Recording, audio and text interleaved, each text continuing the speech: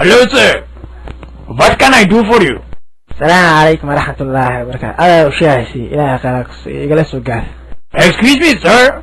Can you say it again one more time, please? شهوي الشاه إلى خلاص شهوي هذا. I think most Somali people drink tea, eh? Maybe that is what he needs. Sir, do you need tea? double way هذا. double way إلى خلاص. ولا صدق هذا. Okay, sir.